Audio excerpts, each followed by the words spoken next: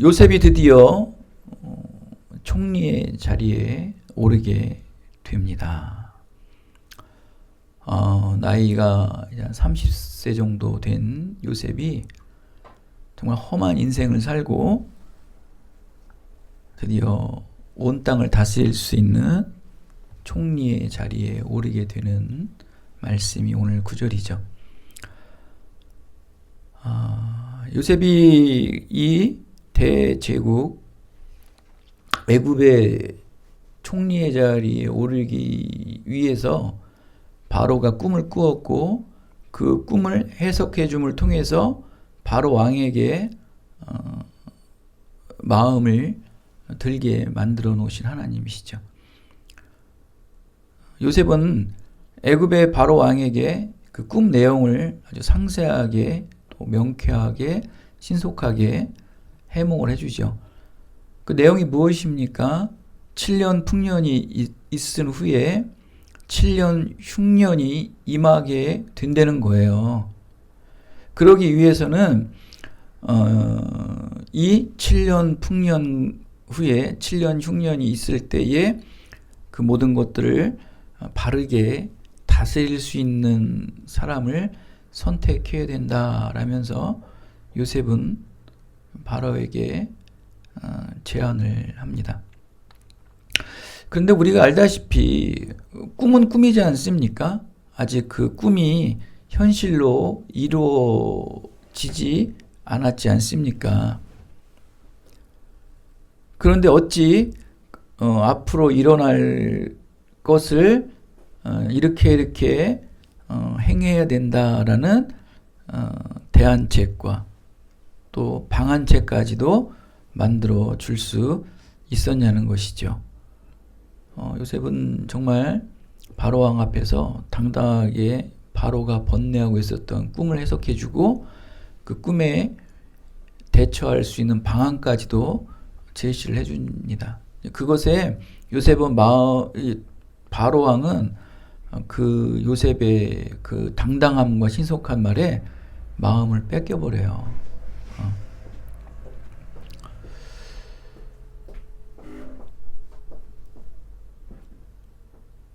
이제는 남은 건 하나예요. 요셉이 할 수 있는 건 다 했어요. 요셉은 하나님께서 주신 계시의 말씀을 있는 그대로 바로 왕에게 다 쏟아 부었어요. 이제 할 수 있는 것이라고는 요셉의 현명한 판단과 그에 따르는 온전한 행위 외에는 없어요. 이제 바로가 결정을 해야 돼요. 하나님이 할 수 있는 것은 다 쏟아부었어요. 우리도 뭐 할 수 있는 건 다 해야죠. 예배를 드리고 신앙을 지키기 위해 말씀과 기도와 헌신과 섬김으로 우리의 할 일은 다 해야 돼요. 하나님 앞에. 역사하시는 것은 하나님이시라는 거예요. 요셉은 하나님이 주신 모든 영적인 계시를 그냥 딱 쏟아 부었어요.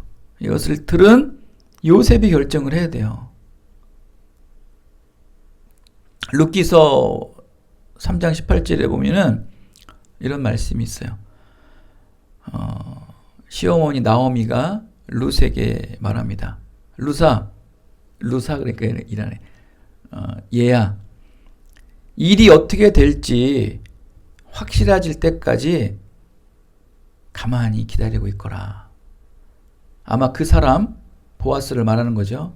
그 사람 보아스는 지금쯤 가만히 있지 않을 것이다. 이걸 지금 바로 왕과 한번 바꿔서 들어보십시오. 이 일을 마무리 짓는데 오늘을 넘기지 않을 것이다. 결정이 급하게 될 거라는 거예요. 지금 바로 왕이 요셉의 꿈 해석과 또 그 꿈을 대처할 수 있는 대안책들, 방안책들을 이제 다 들었지 않습니까? 이제 너는 기다리기만 하면 된다는 거예요.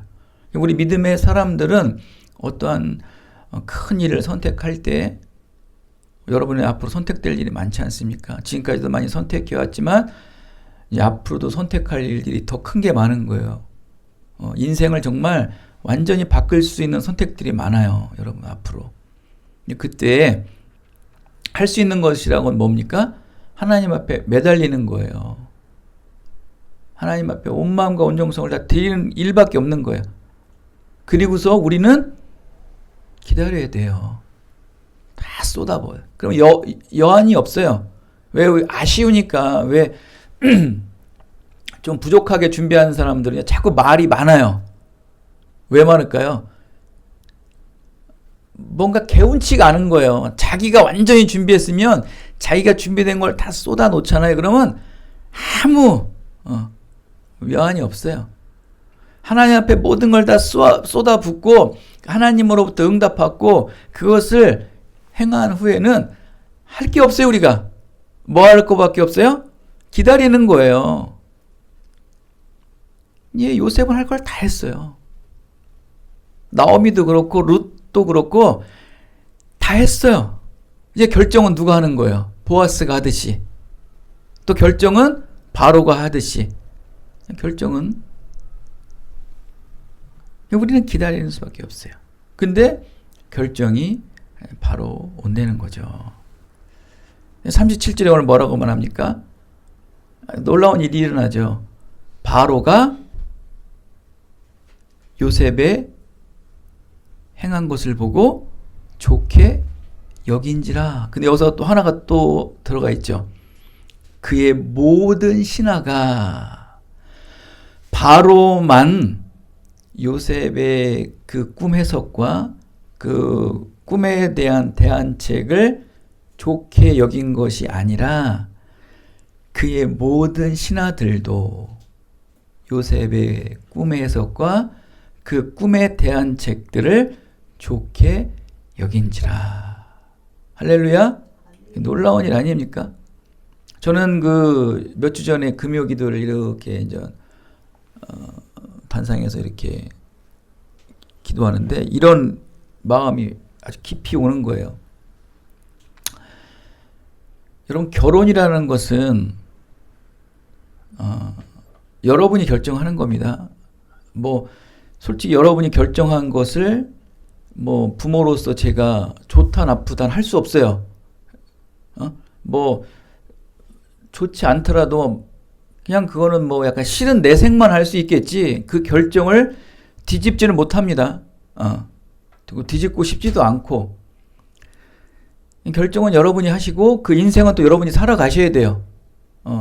뭐 중간중간에 뭐 좀 흐트러지면은 바로 잡아줄 수도 있겠고, 뭐 이야기는 뭐 조언은 해줄 수 있겠지만 그 결정을 뒤바꾸지는 못해요. 부모가 바꾼다는 건 그거는 아주 맞진 않아요. 성경적으로도.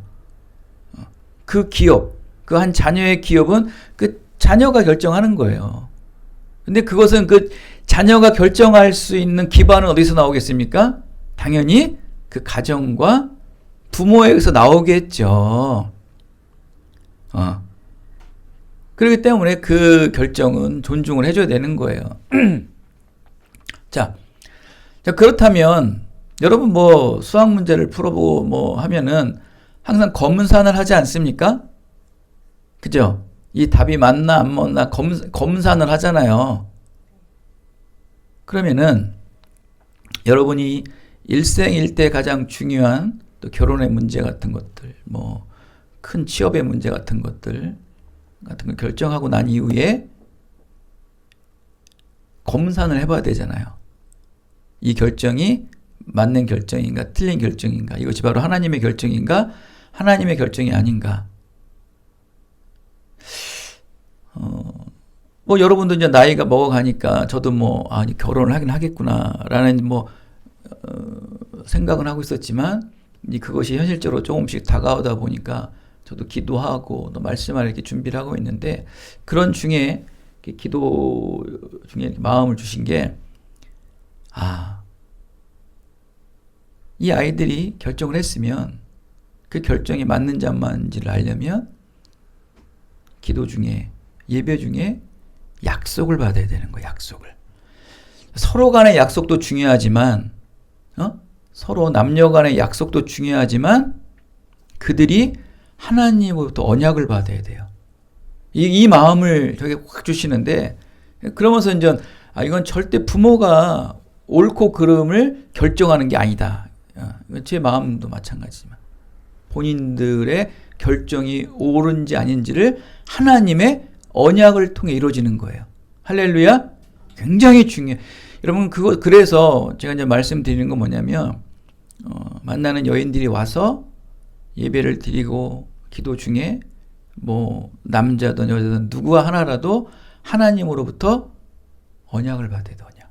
그래야지만 그 결혼이 하나님으로부터 축복받는 결혼이 되는 거예요. 이삭도 그렇고 믿음의 증인 요셉도 그렇고 야곱도 그렇고 모든 믿음의 사람들은 하나님으로부터 또 부모로부터 축복을 받은 자에 한해서 하나님의 형통한 축복들이 계속 이어지지 않습니까? 그러니까 부모로부터 축복받지 못한 결혼은 하나님으로부터 축복받지 못한 거예요. 뭐 애서같이 살려면 사세요. 잘 살 수는 있다고 그랬어요. 그러나 하나님의 그 영원한 형통한 축복에는 벗어나게 되겠죠. 그 당대까지는 잘 살 수 있겠죠. 그러나 그 자손이나 그 이후에 또 영원한 영생의 축복들은 그거는 장담할 수 없는 거예요. 하나님의 형통한 축복을 받으려면 믿음의 부모로부터의 축복과 같이 이어지며 살아가야 되는 거예요. 그러기 위해서 반드시 약속을 받아요. 약속이. 그건 제가 받는 게 아닙니다. 이거는 여러분들이 받아요. 여러분들이 그 약속을 받아야 돼요. 그건 중요합니다. 그 약속이 응하기 전까지는 날짜나 뭐 어떤 그런 확신을 가지시면 안 돼요. 제가 미리 말씀을 드리지만 지금 요셉은 그 계시된 말씀을 바로왕뿐이 아닌 누구까지도 모든 신하까지도 좋게 여긴지라. 이건 뭡니까? 하나님이 역사하시는 거죠. 역사하시는 거예요. 하나님이 만지시는 거예요. 모든 사람의 마음까지도 만지시는 거예요. 여러분, 믿음의 사람만 만지나요? 믿음의 사람만 하나님께서 그 생각과 마음을 만지시나요? 아니에요. 믿음 없는 사람도 만지시고요. 당나귀도 만지세요. 자연 환경도 만지신다고요. 그런 하나님이세요. 하나님의 구원 계획을 이루시기 위해서는요, 사람의 마음을 만지시는데 믿음 있는 사람도 만지시고 믿음 없는 사람도 만지시고 천지 만물을 만지셔가지고 하나님의 구원 계획을 이루시는 거예요. 하나님을 알지 못하는 이 애굽 땅에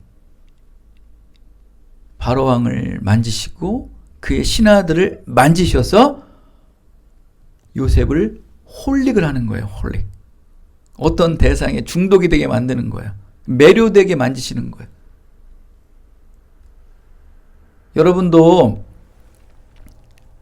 하나님 앞에 기도하고 말씀으로 응답받고 예배를 통해 확신을 가지신다면 쏟아 놓으세요. 세상 속에서.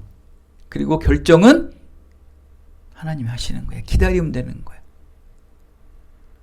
그래서 우리가 늘 찬양할 때마다 온 마음과 온 정성을 다하여 쏟아 부으라 그러시지 않습니까?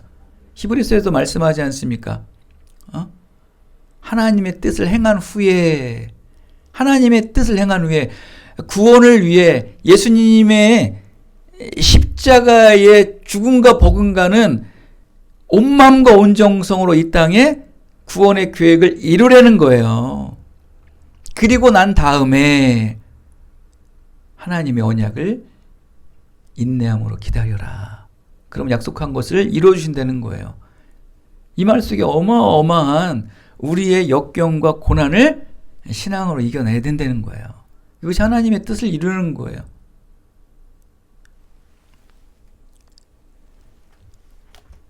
이러고 볼 때 바로왕과 그 신하들은 뭐 볼 것도 없어요. 이미 이루어진 거예요.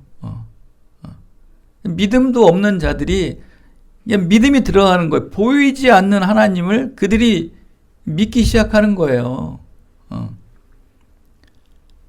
이렇게 하나님께서는 하나님의 구원 계획을 이루시기 위해 모든 사람의 마음을 만지신 하나님이시다. 이럴 수 있었던 것이 가능한 것이 오늘 38절 말씀입니다.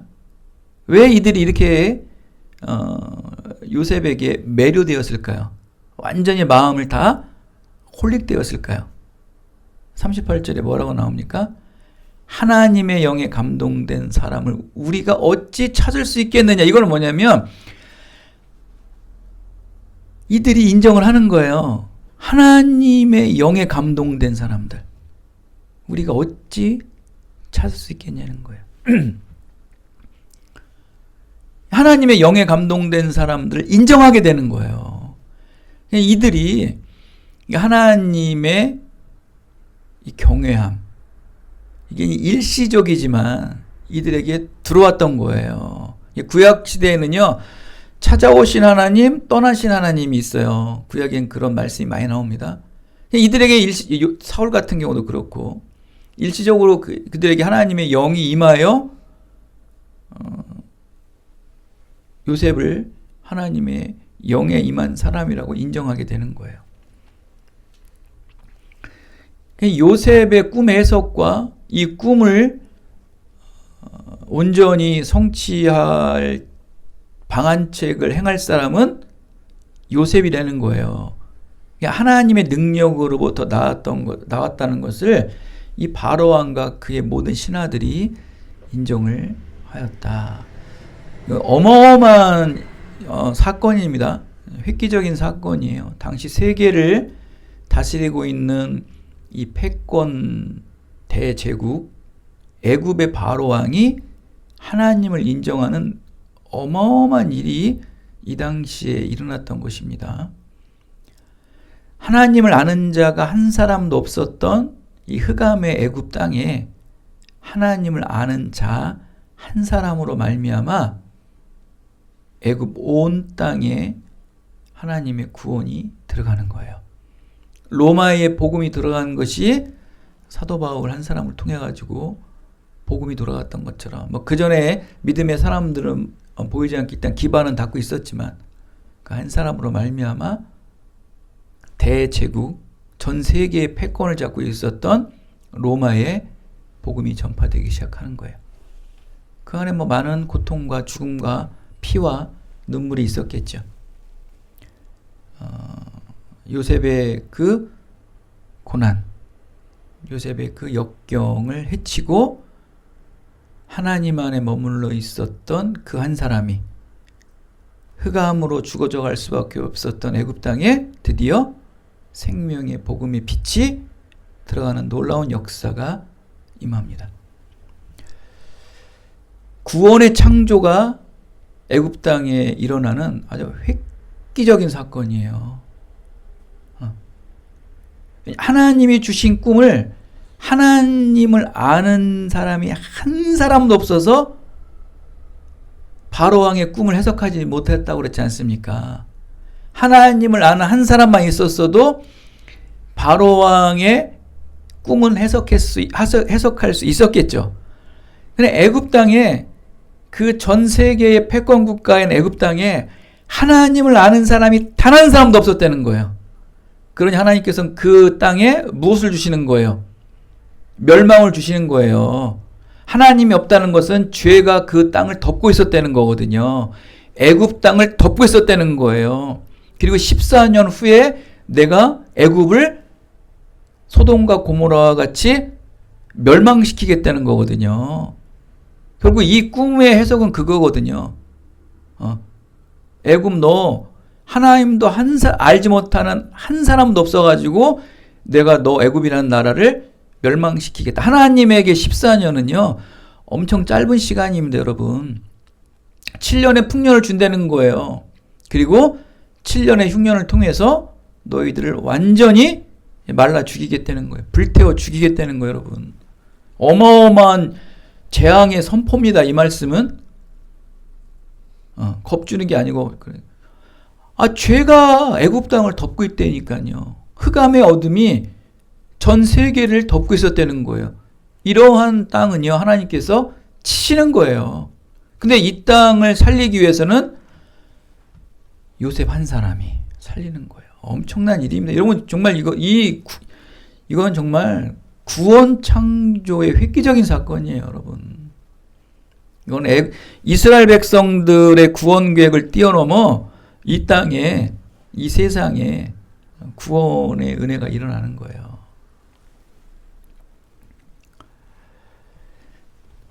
보이지 않는 하나님의 영에 감동된 믿음의 한 사람으로서 이 죄로 물들어 하나님을 모르는 많은 사람들에게 하나님을 살아 계심을 알리는 통로가 되었다는 거예요. 여러분도 세상 속에서 또 여러분이 속해 있는 모든 공동체 속에서 하나님을 알리는 복음의 통로가 되시기를 예수 그리스도의 이름으로 축원드리겠습니다.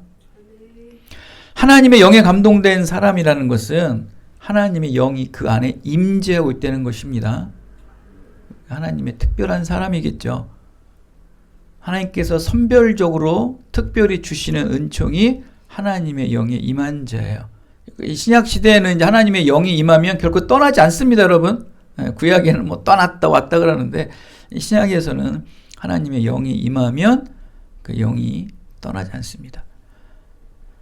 하나님의 이 신령한 지혜와 무한한 능력이 하나님의 영이 임한 자에게 은총이 있다는 거예요. 그러나 이 하나님의 영, 성령의 영은 뭐 받고 싶다고 해서 받을 수 있는 것이 아니에요. 지금 이단들, 뭐 구원파니, 뭐 여호와증인 이런 사람들은 다 인위적으로 자기들이 하나님의 영을 받을 수 있는 다 방법론적인 거예요. 이 사람들의 어떤 이런 신앙 체계를 보면은 어떤 방법을 통해서 받을 수 있다는 거거든요. 이건 그러니까 이단이겠죠. 그래서 특히 그 신앙이 좋은 사람들 있죠. 기독교 안에서 신앙이 좋은데 하나님의 구원의 은혜를 못 받는 거예요. 이 특별한 선별적 은혜를 못 받는 거예요.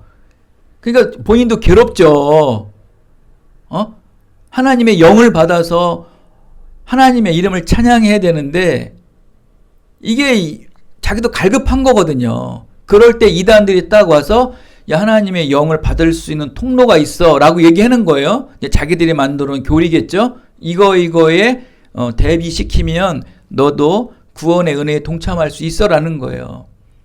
그러니 이단으로 빠지는 거예요.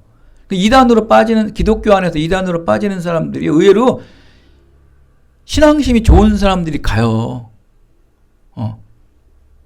그만큼 이 하나님의 영이라는 것은 하나님의 특별한 선택된 사람에 한해서 받는 거예요. 그래서 선물이라 그러지 않습니까? 선물.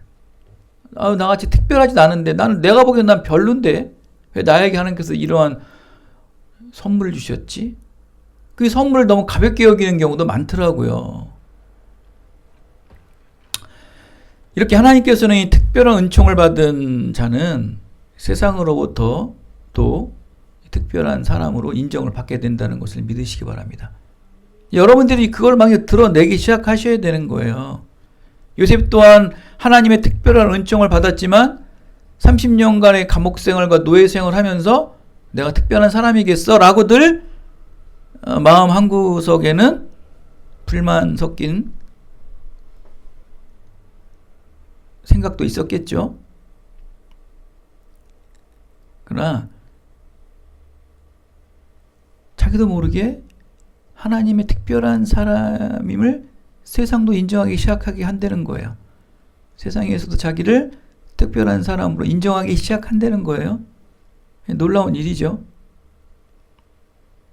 하나님으로부터 특별한 은총을 받았기에 애굽의 바로 왕으로부터도 특별한 은혜를 받습니다. 여러분 또한 하나님으로부터 특별한 은총을 받았기에 세상 속에서도 많은 사람에게도 특별한 사람으로 인정받게 될 것을 믿으시기 바랍니다. 하나님에게 특별한 은총을 받지 못한 자는요, 세상에서도 특별한 은총을 받지 못합니다. 하나님 반드시 역사하십니다. 왜? 하나님의 선택한 것이 정의로움을 이 땅에 증명하시기 위해 하나님의 선택한 사람들은 반드시 은혜 위에 은혜가 이 땅에서도 이루어진다는 것이에요.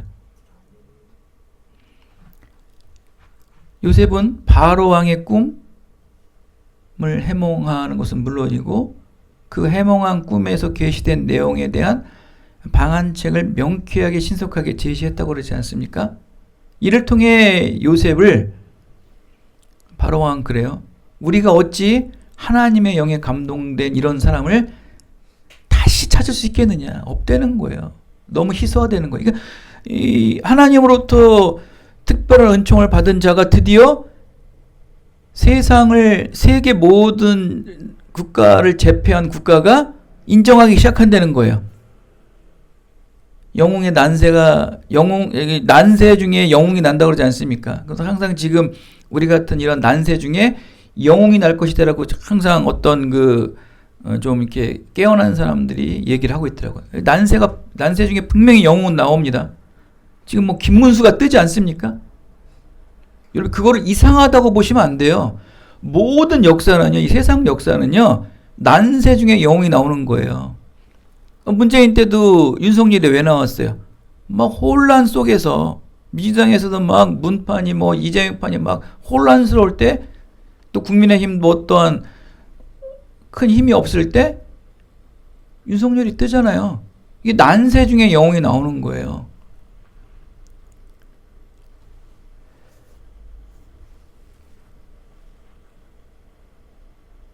이러한 상황에 우리가 어떻게 하나님의 영에 감동된 사람을 다시 찾을 수 있겠느냐? 지금 애굽은 난세 중에 난세예요. 멸망한다니까요. 14년 후에 멸망하는 거야. 너 같은 사람 못 찾아. 내가 모든 걸 위임해야 된다는 거야. 그냥 특별한 사람으로 아주 각별하게 바로 왕이 요셉을 신뢰하기 시작한 거야. 너와 같이 명철한 자는 없다. 너와 같이 지혜로운 자는 없다. 하나님의 영에 감동되어서 하나님의 능력으로 지혜와 명철함을 드러내는 사람은 너밖에 없다. 네가 이 나라의 총리가 되고 이 나라를 다스리는 자가 되어라 라고 말씀을 하는 거예요. 선포하는 거예요. 선포. 결국 요셉이 애굽의 총리가 된 주 원인이 뭐예요? 하나님의 영에 감동된 사람을 이 땅에서 찾을 수가 없더라. 이게 요셉이 총리가 된 원인이에요. 이거 여러분 정말 동그라미 땡땡땡땡 치시고 빨간 줄 팍팍 치셔야 돼요. 하나님께서 물어보신다고요. 너 요셉이 왜 왕 됐는 줄 아니? 요셉이 왜 왕 됐어요? 하나님의 영에 감동돼서 그러는 거예요. 하나님의 영에 감동되어서 하나님의 영으로 자기 꿈을 해석해주고 또 그 꿈을 성취한 거예요. 굉장히 중요한 말씀이에요, 여러분. 그냥 요셉이 그냥 왕이 됐다는 거, 요셉이 총리가 됐다는 것만 방점을 찍는데 하나님으로부터 특별하게 은총받은 자는 세상에서도 특별하게 은총을 받는다. 그래서 여러분이 뭐 면접을 볼 때건 누구에게 어떤 얘기를 할 때건 중요한 자리에서 어떠한 여러분의 어떤 소견을 얘기할 때 항상 하나님의 영으로 말을 해야 되고 하나님의 영으로 선포해야 되고 하나님의 영으로 행동할 때 그 사람들이 여러분을 특별하게 보는 거예요. 그때 여러분들이 세상의 머리가 되는 자리로 올라가는 통로가 되는 거예요. 그러셔야 돼요. 그 전까지 여러분의 지혜와 또 여러분의 모든 소견과 여러분의 경험으로 얘기했다면 결정적으로 선택할 수 있는 어떠한 획기적인 사건 속에서는 하나님의 영이 여러분들을 완전히 사로잡아야 된다는 거예요. 그게 어디서 나오겠어요? 예배의 자리에서 나오겠죠. 기도의 자리에서 나오겠죠. 말씀의 묵상의 자리에서 나오겠죠. 찬양의 자리에서 그것들이 여러분 심령 속에 새겨지고 굳어지고 다져지겠죠. 그 기반 하에서 결정적일 때 하나님의 영의 말씀이 나오는 거예요. 그때 세상 사람들일지라도 모든 생각과 마음을 주관하신 하나님께서 그들 속에 마음을 만지셔서 하나님의 영을 선포하는 자, 하나님의 영으로 계시하는 자의 말을 듣고 선택하고 올려주고 상승시켜 주신다는 거예요. 요셉이 그냥 듣겠냐고요. 믿음의 사람들이 그냥 듣겠냐고요. 하나님의 영으로 말씀하는 것을 듣는 자들은 하나님을 아는 자라는 거예요. 하나님께서 하나님을 아는 자를 구별할 수 있게끔 하나님의 손길로 만지시는 거예요. 하나님, 이 애굽은 온 땅을 다스리는 총리 자리해 줍니다. 집을 다스리는 거예요. 내 집을 다스리는 거예요. 보디발의 집을 다스렸고 감옥을 다스렸고 이제는 애굽 온 땅을 다스리는 거예요. 여러분 누가복음에서 이런 말씀이 나옵니다. 내가 지극히 작은 것에 충성하였으니 10고를 다스리는 권세를 차지하리라 그래요. 아니 조그만 지극히 작은 것에 충성한 자가 겨우 보디발 집과 감옥에 간수를 했던 자가 어떻게 전 세계의 패권을 잡고 있는 애굽 땅 온 땅을 다스릴 수 있겠냐는 거예요. 오늘 근데 누가복음서도 말씀하잖아요. 작은 것에 충성하였으니까 10골을 다스리는 권세를 준다는 거예요. 한 골만 다스려도 되죠. 어? 10골이에요. 10골은 여러분 말이 여러분 숫자를 보시면 안 돼요. 성경에서는 온 땅을 다 다스린다는 거예요. 당시 뭐 예루살렘이 얼마나 이스라엘이 얼마나 컸다고. 응? 12지파 중에 10지파만 다스리면 다 다스리는 거 아니야. 겨우 작은 것에 충성한 자가 감옥의 간수가 어떻게 애굽을 다 다스릴 수 있냐고 여러분. 그렇기 때문에 여러분 요셉은 지극히 작은 것에 늘 충성했죠. 보디발의 집에서 충성했고요. 감옥에서 충성했어요. 크던 작던 많던 적던 높던 낮던 주어진 일에 충성을 다하시라고요. 주어진 일에 충성을 다하시면 하나님께서 여러분을 넓게 해주시고 영향력을 지속적으로 높여주심을 믿으시기 바랍니다. 여러분 전도도 마찬가지입니다. 여러분 모든 일이 여러분 잘 풀려야지만 전도하는 것이 아니에요. 내가 잘 되고 높아지고 뭐 해야지만 내가 전도해야지. 뭐가 상황이 돼야지만 전도해야지. 되는 일이 아무것도 없어도 이루어지는 것이 아무것도 없어도 하나님만을 붙잡고 있는 것만으로도 전도라는 것을 믿으시기 바랍니다. 일이 풀리든 안 풀리든 힘들든 힘들지 않든 상관없이 무슨 일이 닥치더라도 하나님만을 꼭 붙드시길 바랍니다. 그 신앙의 태도만으로도 전도는 이미 이루어진 것과 진비 없습니다. 여러분이 하나님을 붙들고 있는 신앙의 모습을 지켜본 누군가가 언젠가는 하나님을 만나게 되는 역사가 반드시 일어나게 될 것을 믿으시기 바랍니다. 여러분의 어떤 외형적인 모습, 높아진 모습으로 복음이 전파되는 전도는요, 그건 전도가 아니에요. 나도 저 사람처럼 하나님 믿었더니 이렇게 잘 살고 높아지더라. 이건 전도가 아니에요. 그러나 힘들고 어려울 때도 한결같이 하나님만을 붙잡고 있더라. 그것을 사람들은 보는 거예요. 그러한 자가 어느 때에 어느 시에 하나님에게 다가서는 거예요. 그래서 그는 고백하죠. 내가 어느 때 어느 한 친구를 통해서 어느 한 사람을 통해서 하나님을 붙잡고 있는 것을 보았다는 거예요. 그래서 내가 지금 힘들 때 보니까 나도 그 사람처럼 하나님을 찾게 되었다라는 거예요. 그게 전도라는 거예요, 여러분. 여러분, 이 기쁜 일의 장로교회에서 누구도 찾아오지 않는 이 교회에서 예배 드리고 찬양하고 기도할 때 누가 알아주겠어요?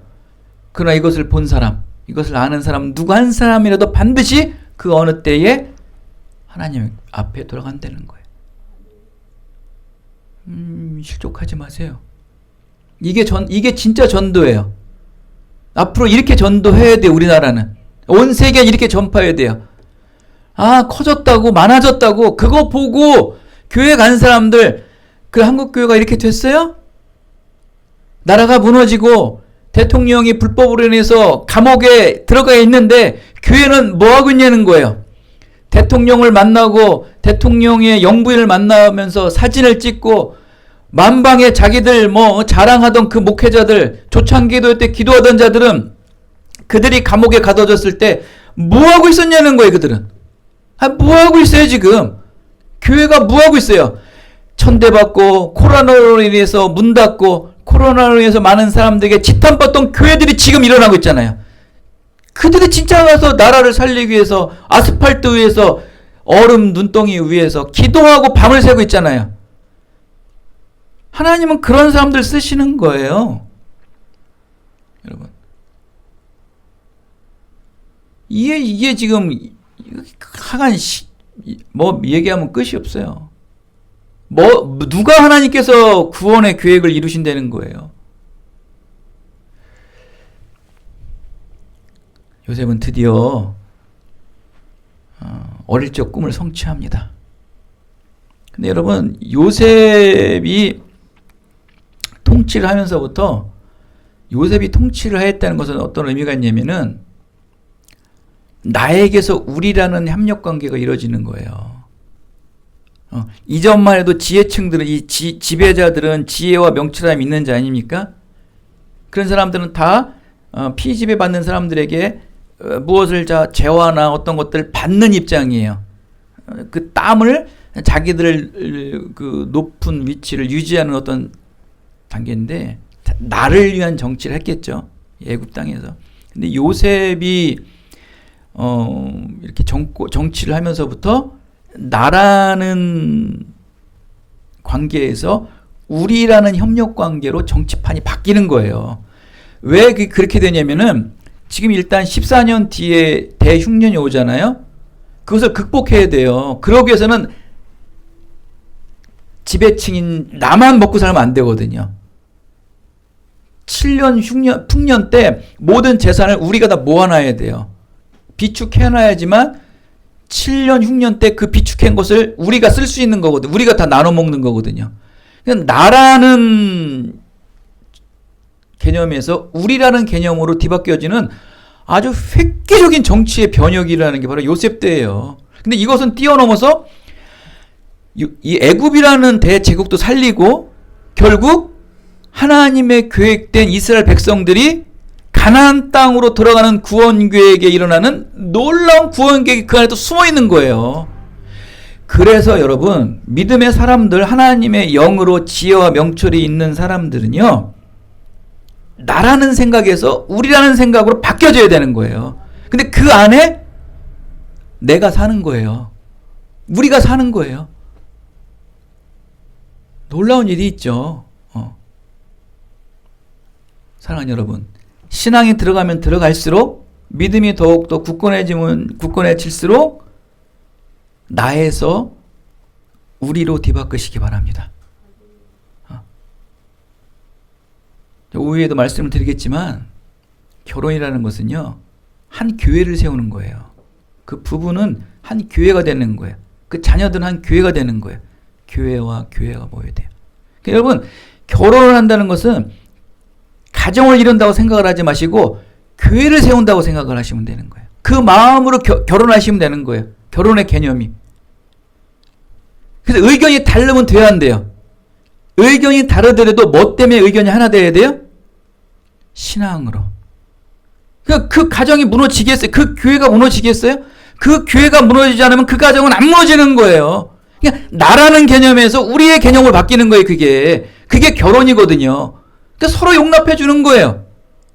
근데 그게 신앙이 달라가지고 나만 혼자 쏟아붓는다고 상대방이 안 오는데 그게 되겠냐고요. 그런 교회는 갈라지듯이, 그런 가정은 갈라지듯이 안 되는 거예요.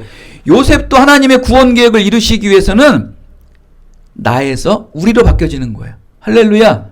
여러분의 모든 신앙도, 여러분의 형통한 은혜도 나라는 형통함에서 이것을 뛰어넘어 우리라는 형통함으로 뒤바뀌어질 때 여러분의 모든 인생과 또 가정 위에 또 여러분의 모든 삶 위에 하나님의 그 축복이 결코 멈추지 않고 지속적으로 임하게 되시기를 예수 그리스도의 이름으로 축원드리겠습니다. 하나님 감사합니다. 오늘도 요새